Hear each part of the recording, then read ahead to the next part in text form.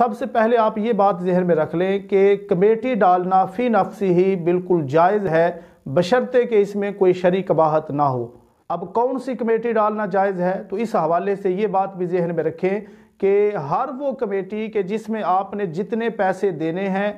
اتنے ہی پیسے اگر آپ کو واپس ملتے ہیں، نہ اس میں کمی ہو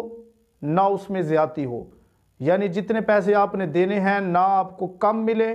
اور نہ ہی آپ کو زیادہ ملے، تو ایسی کمیٹی ڈالنا بالکل جائز اور درست ہے۔ مثال کے طور پہ 20 افراد 5-5 ہزار کی کمیٹی ڈالتے ہیں، ہر ماہ اکٹھا ہونے والا 1 لاکھ روپیہ کبھی ایک کو دے دیا جاتا ہے، کبھی دوسرے کو، کبھی تیسرے کو، کبھی چوتھے کو، اس طرح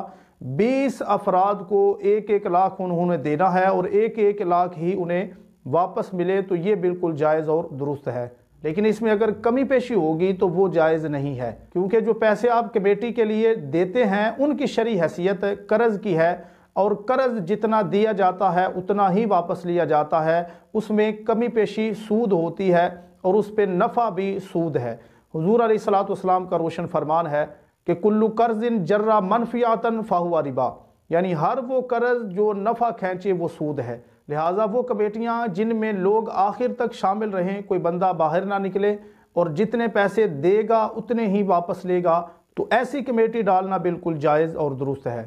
اور ساتھ یہ بات بھی ذہن میں رکھیں کہ جرمانے کی شرط نہ لگائی جائے، یعنی یہ شرط نہ لگائی جائے کہ فلاں تاریخ تک جو کمیٹی نہیں دے گا تو اس کے بعد پھر ہر روز کے حساب سے اتنا جرمانہ اسے دینا پڑے گا، تو جرمانہ بھی جائز نہیں ہے۔ اور نہ ہی یہ شرط لگائی جائے کہ بھئی جو بندہ ایک بار شامل ہو گیا پھر وہ باہر نہیں نکل سکتا، اگر وہ نکلے گا تو اس کے پیسے یا تو اسے واپس ہی نہیں کیے جائیں گے، اگر کیے جائیں گے تو پھر سارے نہیں کیے جائیں گے بلکہ کم کیے جائیں گے، تو یہ شرط بھی لگانا جائز نہیں ہے کہ اگر کوئی اپنی مرضی سے کمیٹی واپس لینا چاہتا ہے، کمیٹی سے باہر نکلنا چاہتا ہے، تو سربراہ پہ لازم ہے کہ اس کا حق اس کو واپس کرے اور اس کی جگہ کسی اور بندے کو ایڈ کرے، کیونکہ قرض میں اگر آپ قرض واپس لینا چاہیں تو آپ واپس بھی لے سکتے ہیں۔ باقی رہی یہ بات کہ کون سی کمیٹی کس کو ملے گی، تو یہ سارے بیٹھ کر اپنی باہمی رضامندی سے نام متعین کر دیں کہ پہلی کمیٹی فلاں بندے کو ملے گی، دوسری فلاں کو ملے گی، تیسری فلاں کو ملے گی،